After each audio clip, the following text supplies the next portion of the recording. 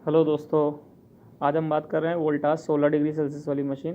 Inverter machine के अंदर जो भी एरर कोड आते हैं आप देख सकते हैं, हमारे सामने एरर कोड दिए हुए हैं E0, EE, E1, E2, E6, E8, E4, E3, F5, F6, F7, F8, F1, L3, L4, F2, F3, F4, L1, L2, P1, P2, P3, P4, protection P6, protection P7, protection P8 और PC P5।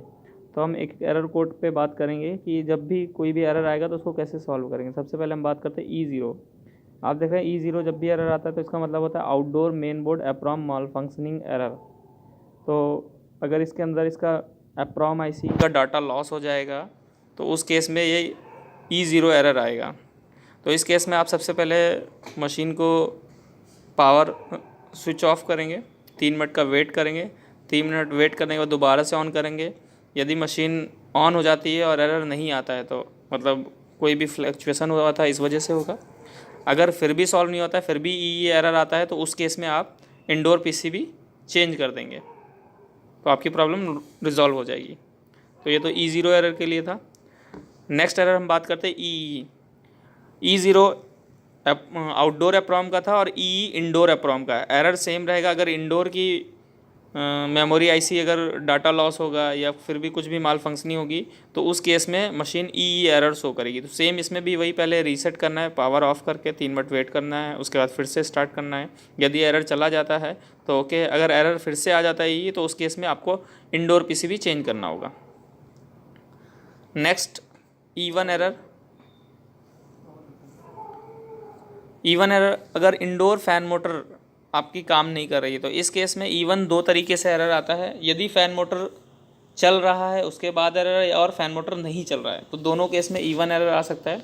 तो सबसे पहले हम check करते हैं, अगर motor नहीं चल रहा है तो मोटर नहीं चलने के केस में फ़ैन मोटर भी ख़राब हो सकता है और पीसीबी भी ख़राब हो सकता है, या फिर मोटर का बुश ख़राब होंगे तब भी है, उस केस में होता है। कैपेसिटर अगर ख़राब हो गया तब भी हो सकता है। ठीक है, कंट्रोल सर्किट जो आउटपुट वोल्टेज है वो नहीं जा रहा है या सिग्नल वोल्टेज नहीं आ रहा है, उस केस में आ सकता है। मोटर स्टक हो सकती है, मोटर फैन मोटर कनेक्टर उल्टा लगा सकते हैं, उस केस में आ सकता है। तो कैसे इसको चेक करेंगे? तो सबसे पहले आपको क्या करना है, री इंस्टॉल द मोटर और blade reconnect the motor connector fan back connector और मोटर। आपको मोटर कनेक्टर लगाना है, उसके बाद चेक करें। अगर फ्लो नहीं आ रहा है तो उस केस में दिक्कत आ सकती है। तो सबसे पहले आप क्या करेंगे, मोटर का रजिस्टेंस चेक करेंगे कि तीनों पिनों पे कुछ ना कुछ आना चाहिए। तीनों पिनों पे अगर रेजिस्टेंस आ रहा है तो दैट मीन्स आपकी मोटर ओके है। नेक्स्ट फिर आपको इसके अंदर आप 3 कलर कोड देखेंगे। एक वाइट कलर का मोटर का कलर कोड होगा, दूसरा एक कलर कोड होगा रेड और ब्लैक। रेड और ब्लैक वाले पे आप चेक करोगे तो वहाँ पर आपको मोर देन 100 वोल्टेज मिलना चाहिए। यदि 100 वोल्ट से कम आ रहा है तो कैपेसिटर वीक हो सकता है। यदि ये वोल्टेज नहीं आ रहा है तो आपको इंडोर पीसीबी चेंज करना होगा। ठीक है, और फिर आता है फीडबैक सर्किट। आप उसी के पास देखेंगे फैन मोटर का छोटा सा सर्किट, आप यहाँ पर देख सकते हैं फैन बैक ऑफ मोटर। यहाँ पर आप फैन मोटर का ये फीडबैक सर्किट का कनेक्टर निकालने के बाद आप कॉर्नर की ये तीनों पिनों पे VCC और ग्राउंड पे चेक करेंगे तो 5 वोल्ट DC आपको मिलना चाहिए। यदि ये 5 वोल्ट DC अगर नहीं मिल रहा है तो PCB ख़राब है। तो इस केस में आपको PCB अगर 5 वोल्ट मिल रहा है और मोटर नहीं चल रही है, एरर आ रहा है, तो उस केस में मोटर रिप्लेस करनी होगी। Next E2 error. E2 error zero crossing detection की वजह से होता है। तो जब कभी भी E2 एरर आता है तो इस केस में भी सबसे पहले आपको रीसेट करना होता है, क्योंकि कभी कभी वोल्टेज फ्लक्चुएशन होने की वजह से भी ऐसा हो सकता है। इसमें कॉज ऑफ मॉल फंक्शनेशन दिया है, may be one component of fan zero crossing detection circuit is not okay, mostly it's broken by crash और फॉल ऑफ, मतलब पीसीबी गिरने की वजह से डैमेज हो सकता है। तो देखना है check if there is any damage of the all component in all red circle. आप देख सकते हैं ये रेड कंपोनेंट का अंदर ये कोई डैमेज तो नहीं हुआ है, तो इस केस में भी आ सकता है। अगर ये डैमेज है तो इस केस में आपको इंडोर पीसीबी रिप्लेस करना होगा। नेक्स्ट आता है E6 error. E6 error mostly communication error की वजह से आता है। तो इस केस में सबसे पहले आपको क्या चेक करना है, सबसे पहले आपको चेक करना है मशीन का CPU कोड। यदि CPU कोड अगर मिसमैच हो रहा है तो उस केस में मशीन E6 एरर आएगा या E8 एरर आएगा। CPU कोड के बाद आपको वायरिंग चेक करना होता है कि आपका जो वायरिंग है LNS का सीक्वेंस सेम है या नहीं सही, कहीं अगर वो मिसमैच होगा तब भी ऐसा हो सकता है। फिर लास्ट में आपको चेक करना होता है कि इंडोर और आउटडोर के बीच के जो केबल लगी वो कहीं से ब्रेक तो नहीं है या शॉर्ट तो नहीं है। फिर उसके बाद आपको देखना होता है कि कहीं कोई रिएक्टर जो लगा होता है कंप्रेसर के बगल में, आप जिसको ट्रांसफार्मर बोलते हैं बट वो ट्रांसफार्मर नहीं होता, वो रिएक्टर होता है। तो रिएक्टर का वायर अगर निकला होगा तब भी कम्युनिकेशन एरर आएगा। उसके बाद फिर अगर इंडोर पीसीबी से कम्युनिकेशन वोल्टेज नहीं आ रहा होगा तब भी ऐसा होगा, और अगर आउटडोर पीसीबी का कम्युनिकेशन फेल होगा तब भी ऐसा होगा। तो सबसे पहले हम क्या चेक करेंगे, लाइन और न्यूट्रल पे चेक करेंगे, वोल्टेज आना चाहिए। उसके बाद न्यूट्रल और सिग्नल पे चेक करेंगे। यहाँ पर अगर फ्लक्चुएशन हो रहा है तो दैट मीन्स कम्युनिकेशन हो रहा है। अगर यहाँ पर आपको 0 वोल्ट मिल रहा है तो मे बी पीसीबी शॉर्ट हो सकती है या मे बी इंडोर पीसीबी भी फेल हो सकती है। तो आप क्या करेंगे, सिग्नल वाला वायर आउटडोर से डिस्कनेक्ट कर देंगे। उसके बाद न्यूट्रल और सिग्नल वाले वायर पे आप चेक करेंगे, वहाँ पर कुछ ना कुछ फिक्स वोल्टेज आनी चाहिए। अगर फिक्स वोल्टेज आ रही दैट मीन्स आपका इंडोर पीसीबी कम्युनिकेशन वोल्टेज दे रहा है और आउटडोर पीसीबी कम्युनिकेशन नहीं दे रहा है। तो E6 एरर आप इस तरीके से रिजॉल्व कर सकते हैं। Next E8 error, same E8 error अगर आउटडोर के अंदर कोई कम्युनिकेशन का प्रॉब्लम होगा तब ऐसा आ सकता है, या रिएक्टर का वायर निकला होगा तब आ सकता है, या रिएक्टर फेल होगा तो उस केस में कम्युनिकेशन एरर आ सकता है। रिएक्टर को चेक करने के लिए आप कॉन्टिन्यूटी मोड पे चेक कर सकते हैं। नेक्स्ट E4 यदि इंडोर के अंदर अगर एयर सेंसर या रूम एयर सेंसर जिसको हम बोलते हैं अगर वो डिस्कनेक्ट हो चुका है या वो फेल हो चुका है तो उस केस में ये एरर आएगा। तो आपको चेक करना है, सबसे पहले उसका रेजिस्टेंस चेक करना है। वो 25 डिग्री सेल्सियस पे 10 किलो ओम दिखाना चाहिए। जैसे जैसे आप टेम्परेचर घटाएंगे उसका रेजिस्टेंस बढ़ेगा, टेम्परेचर बढ़ाएंगे तो रेजिस्टेंस घटेगा। जनरली हम 30 से 35 डिग्री सेल्सियस पे चेक करते हैं कस्टमर के वहाँ, तो वहाँ पर आपको 7-8 किलो ओम का शो करना चाहिए। तो आप मल्टीमीटर को 20K पे सेट करके इसको चेक कर सकते हैं। यदि सेंसर आपको सही मिल रहा है देन आपको जिस जगह से आपने सेंसर को डिस्कनेक्ट किया है वहाँ पर आपको 5 वोल्ट डीसी चेक करना होता है। यहाँ आप देख रहे हैं एम्बिएंट सेंसर के जहाँ इस पॉइंट पे आप 5 वोल्ट डीसी चेक करेंगे। अगर 5 वोल्ट डीसी आ रहा है तो इंडोर पीसीबी ओके है, सेंसर खराब है। सेम इसी तरीके से आप पांचों सेंसर चेक कर सकते हैं। E3 में भी सेम इसी तरीके से आप सेंसर को चेक करेंगे और 5 वोल्ट डीसी चेक करेंगे। ये भी 10 किलो ओम का सेंसर होता है। इसके बाद F5 डिस्चार्ज सेंसर अगर फेल होता है तो उस केस में डिस्चार्ज सेंसर जो हमारा होता है वो काफ़ी ज़्यादा वैल्यू का होता है। तो डिस्चार्ज सेंसर को 50 किलो ओम पे 50 किलो ओम का होता है। तो ये जनरली आपको 20 किलो ओम पे शो नहीं करेगा क्योंकि आपके मीटर में जनरली 20 किलो ओम आता है। तो इसके लिए आपको हैवी रेंज का मल्टीमीटर लेना होता है जिसमें 2 किलो ओम तक का वैल्यू हो। तो इसको जब भी चेक करेंगे तो आप कोशिश कीजिए, अगर आपके पास में टेम्परेचर जो आपका क्लाइम मीटर है उसमें 20K है तो वो वहाँ पर आपको ओपन दिखाएगा। तो उस केस में आप क्या करेंगे, कस्टमर से बोलेंगे कि थोड़ा सा गर्म पानी दीजिए। तो आप जैसे ही उसको गर्म पानी में 60 डिग्री या 70 डिग्री सेल्सियस को करना है तो टेम्परेचर सॉरी जो रेजिस्टेंस होगा वो डाउन हो जाएगा। तो उस केस में आप चेक कर सकते हैं। अगर सेंसर की रेजिस्टेंस सही मिलती है तो उस केस में आप वोल्टेज चेक करेंगे। वोल्टेज 5 वोल्ट डीसी नहीं आ रही है तो पीसीबी खराब है।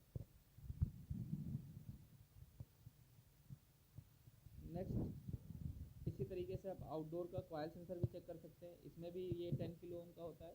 सिर्फ आउटडोर का डिस्चार्ज सेंसर होता है वो 50 किलो ओम का होता है, बाकी सारे सेंसर 10 किलो ओम के होते हैं।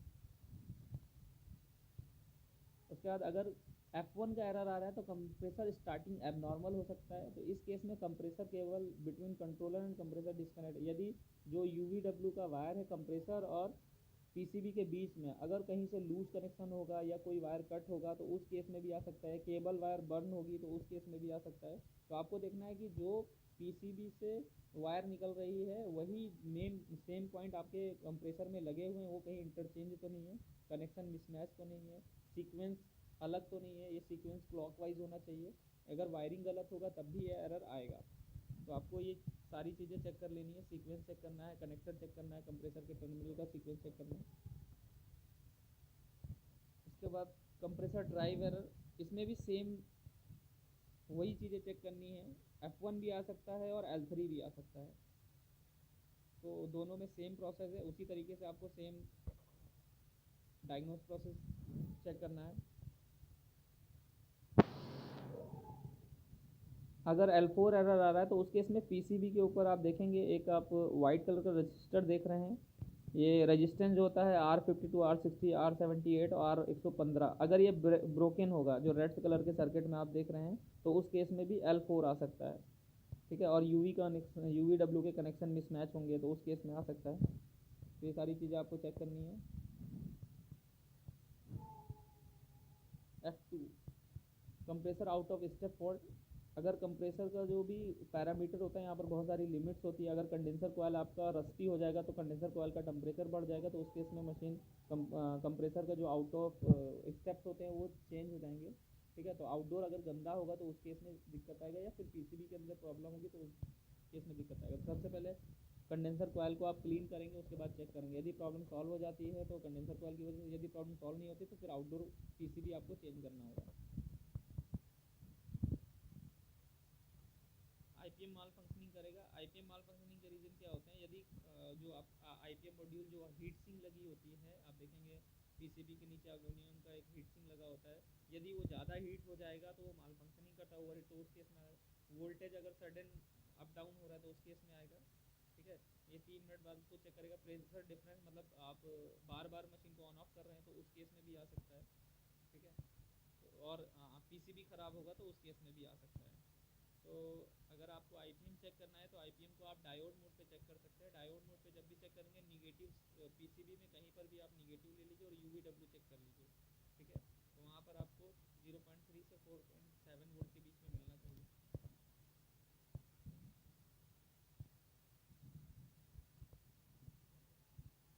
ये compressor cell over protection machine के अंदर जितने भी प्रोटेक्शन एरर होंगे ये आएंगे। P1 outdoor machine AC current protection आएगा। ये सारे प्रोटेक्शन एरर हैं, ये कोई ज़रूरी नहीं है हमेशा बने रहे। प्रोटेक्शन अगर मशीन की कंडीशन चेंज होने पे ही अपने आप हट भी जाते हैं। अगर इसको कभी आपको चेक करना है, ये प्रोटेक्शन एरर डिस्प्ले पे शो नहीं करेंगे। प्रोटेक्शन को चेक करने के लिए आपको रिमोट से वाईफाई का बटन 8 बार प्रेस करना होगा। जब 8 बार आप प्रेस करेंगे तभी ये प्रोटेक्शन एरर चेंज होगा, चेक कर सकते हैं। तो इसी तरीके से आप सारे प्रोटेक्शन देख सकते हैं। यहाँ पर भी अगर किसी रीजन से आईपीएम के ऊपर जो हीट सिंक लगा है ऊपर, उसको आप निकाल देते हैं और उसके ऊपर पेस्ट लगा होता है, उसको अगर हटा देते हैं तो उस केस में ये प्रोटेक्शन एरर आता है, या फिर उसके ऊपर डस्ट आ चुकी है तो उस तरीके से आ सकता है। यदि आपको किसी भी एरर से रिलेटेड कोई भी सवाल हो तो आप पूछ सकते हैं। ठीक है, जनरली जैसे मैं अभी देख पा रहा हूँ, यहाँ पर एक मशीन है वोल्टास का। यहाँ पर आप देख सकते हैं एक फुल मोड पे मशीन चल रही है, जिसमें टेम्परेचर है यार रूम का टेम्परेचर 20 डिग्री सेल्सियस, और हमने जो सेट कर रखा है टर्बो मोड पे, वो टर्बो मोड पे बाय डिफ़ॉल्ट 14 डिग्री सेल्सियस ले रखा है। एवापोरेटर का टेम्परेचर 18 डिग्री है। फ़ैन लेवल हाई है। फ़ैन आरपीएम 1250 जा चुका है। सक्शन का टेम्परेचर 25 डिग्री सेल्सियस। टीए यानी ambient temperature 21 degree Celsius. Condenser का टेम्परेचर 33 डिग्री सेल्सियस है। डिस्चार्ज टेम्परेचर 49 डिग्री सेल्सियस है। इसका फ़ैन लेवल हाई है। आउटडोर फैन लगभग 300 आरपीएम पे चल रहा है। फेस करंट 2 एम्पेयर है। डीसी बस वोल्टेज जो चल रहा है 332 वोल्टेज चल रहा है। एसी करंट 3 एम्पेयर पे मशीन चल रही है। जो वोल्टेज आ रहा है कस्टमर के वहाँ 236 वोल्ट आ रहा है। आईपीएम टी आईपीएम है, जो आईपीएम हीट सिंक लगा हुआ है उसका टेम्परेचर बता रहा है। यहाँ पर फ्रिक्वेंसी बता रहा है, अभी आप देख सकते हैं टारगेट F30 है और सेट जो है F7 है, क्योंकि यहाँ पर टी लिमिट लगी हुई है। यदि ये लिमिट टेम्परेचर इसलिए 30 डिग्री से नीचे आ जाएगा तो ये फ्रिक्वेंसी को डाउन कर देगा। फ्रिक्वेंसी 58 पे चल रहा है। अगर आपकी कोई क्वेरी है एरर कोड से रिलेटेड या मशीन से, तो आप कमेंट बॉक्स में पूछ सकते हैं। Okay, thank you.